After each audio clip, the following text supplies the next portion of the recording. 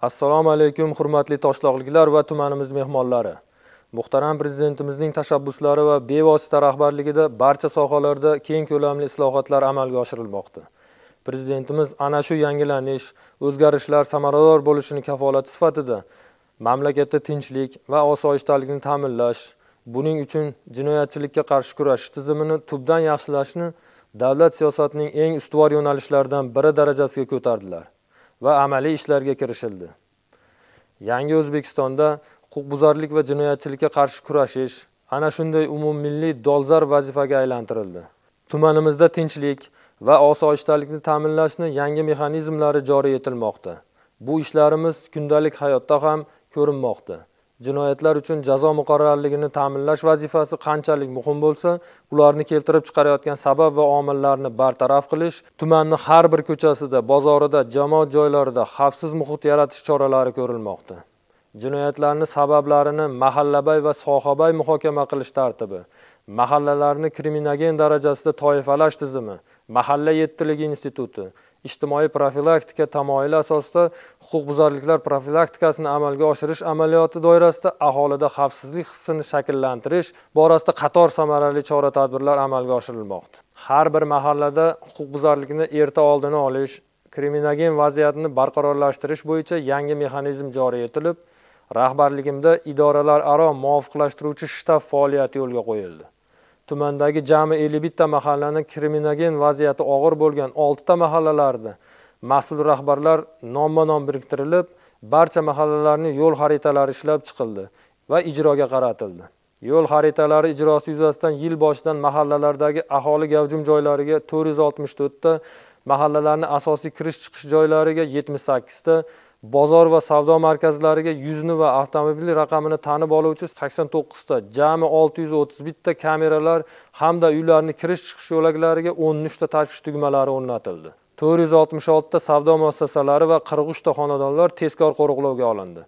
Davlat rahbarining qaroriga asosan hududlarda kriminogen vaziyat hamda jinoyatchilikni oldini olish bo'yicha kunlik so'rov va o'rganishlarni yo'lga qo'ydik. Biz huquqni muhofaza qiluvchi organlar aholining konstitutsiyaviy huquq va erkinliklarini ro'yobga chiqarishda qonuniylikni ta'minlash, huquq tartibotini mustahkamlash uchun zimmamizda katta mas'uliyat yotganligini, hal etishimiz zarur bo'lgan masalalar ko'p ekanligini juda yaxshi tushunamiz. Shuning uchun ham dolzarb va muhim vazifa sifatida belgilab berilgan bu ishlarni sohaga tatbiq qilish, tumanda kriminogen vaziyat barqarorligini ta'minlash bo'yicha prokuratura organlarida kuchaytirilgan ish tartibi joriy etilib, doimiy davom etadigan sohaviy nazorat o'rnatildi. Shu nuqtai nazardan huquqbuzarlik va jinoyatlarni oldini olish bo'yicha dastlabki bajarilgan ishlar va tahlillarning natijalari yuzasidan axborot bermoqchiman. Jinoyatchilikka qarshi kurashish faoliyati samaradorligini oshirishda sohaviy nazorat kuchaytirildi. Aholi tomonidan ko'proq e'tibor berilishi hamda hamkorlikni kuchaytirish kerak bo'lgan jinoiy omillarga diqqat qaratmoqchiman. So'nggi vaqtlarda O'zbekiston huquq tartibot idoralari ilgari duch kelmagan kiber maskandagi jinoyatlar salmog'i ortishi anchagina tashkiliy choralar ko'rishni taqozo etmoqda. Ma'lumot uchun tumandagi jinoyatlarning 40%ni axborot texnologiyalari sohasidagi jinoyatlar tashkil etmoqda. So'nggi yillarda bu toifadagi jinoyatlar bir necha baravarga ko'paydi. Ushbu yo'nalishda aholini xabardor qilish va tushuntirish ishlarini olib borish qanchalik muhim ekanligini anglab yetdik. Ijtimoiy tarmoqlar, mahallalar, Telegram messenjerlaridagi kanallarda xabarlarni ko'paytirdik. Banklar, yoqilg'i quyish shoxobchalari, bozorlarda bukletlar tarqatilmoqda.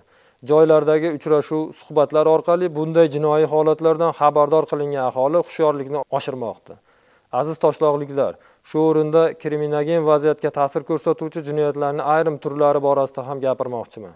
Aytish kerakki, joriy yilning o'tgan davrida voyaga yetmaganlar, yoshlar, ishsizlar, fuqarolarni mast holatdagi sodir etilgan jinoyatlarni kamaytirishga erishgan bo'lsak-da, ushbu davrda muqaddam sudlanganlar, ayollar, guruhlar tomonidan sodir etilgan jinoyatlar oshgan. Xususan, oila va turmushda sodir etilgan huquqbuzarliklar ham tahlil qilinganida huquqbuzarliklarni sodir etilishiga oilaviy maishiy muammolar asosiy sabab bo'layotganligi aniqlandi.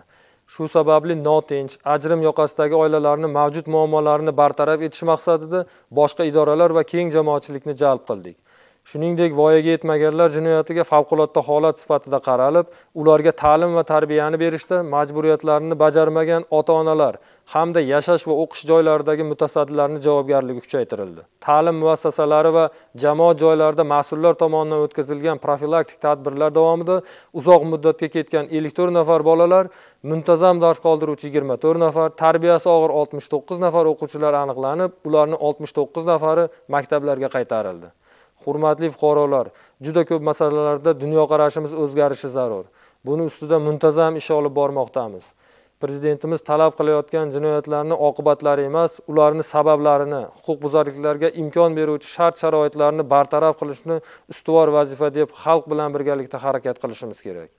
Buning uchun har bir mahalla va xonadongacha tushib, huquqbuzarliklar omillarini aniqlashga e'tiborimizni kuchaytirishimiz, jinoyat sodir etgan va bunga moyilligi bo'lgan fuqarolar bilan uchrashuvlar o'tkazib, fuqarobay ishlash tizimini joriy qilamiz.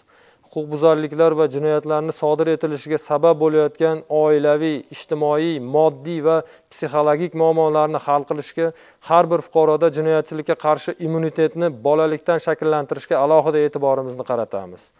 Aziz toshloqliklar, jinoyatlarga qarshi kurashda prokuratura organlari ko'mak va hamkorlikda jinoyatlarning har qanday ko'rinishiga chek qo'yishga kafolat beradi. Shunday ekan, aholi va keng jamoatchilikni jinoyatlarning oldini olishga hamda ularni bartaraf etishga faol hamkorlikka chaqiramiz. Zero, sodir etilayotgan jinoyatlarning fosh etilishi va oldi olinishida xalqimizdan mas'uliyat, tashabbuskorlik hamda daxldorlik hissi bilan yondashishni so'rab qolamiz. Shuni yana bir bor alohida qayd etamanki, jinoyatlarni har qanday ko'rinishiga tezkor ravishda munosabat bildirishga, jinoyatga qo'l urganlarga nisbatan jazoni muqarrar ta'minlanishiga shaxsan kafolat beraman. Barchamiz jinoyatdan xoli yangi O'zbekiston uchun birlashaylik. E'tiboringiz uchun rahmat.